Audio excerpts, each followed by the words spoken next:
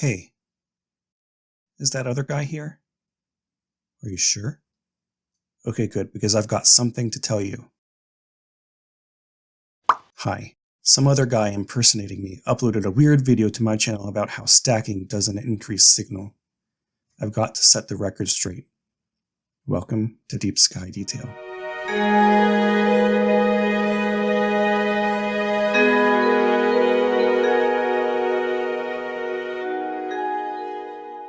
In that crazy video, this nutjob impersonator made 3 bogus points. I'm going to review them here.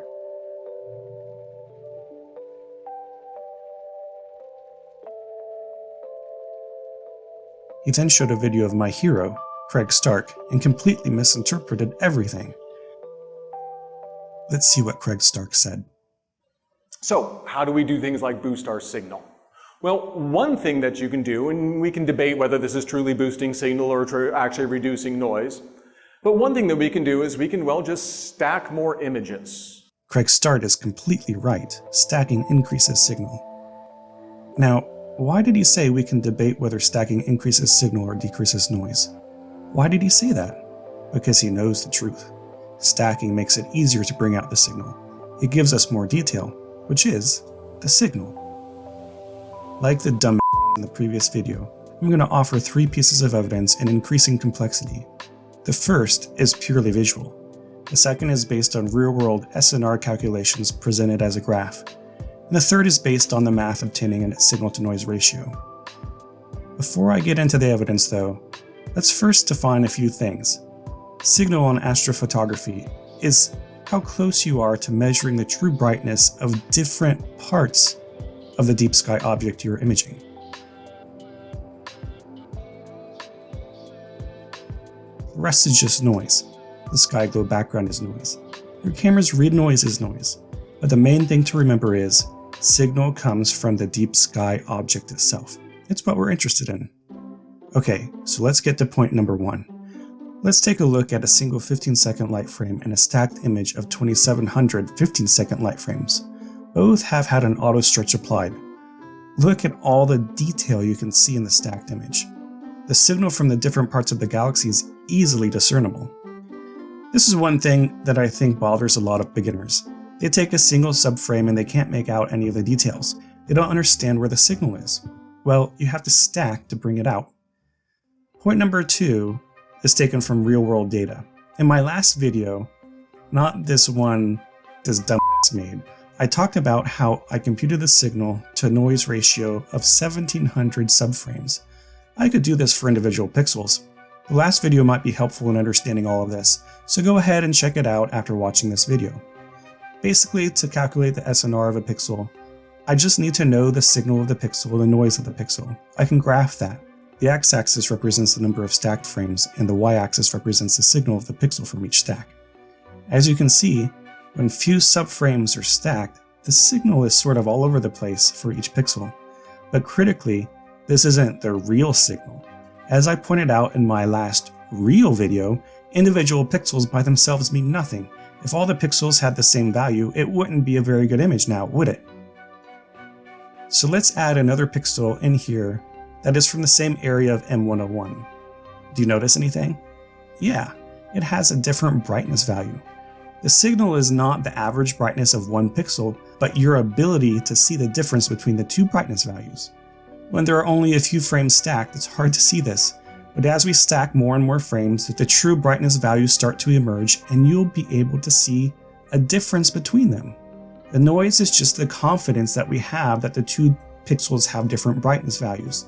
The noise is represented by the error bars. The more we stack, the smaller the difference can be between 2 pixels that allows us to see a difference.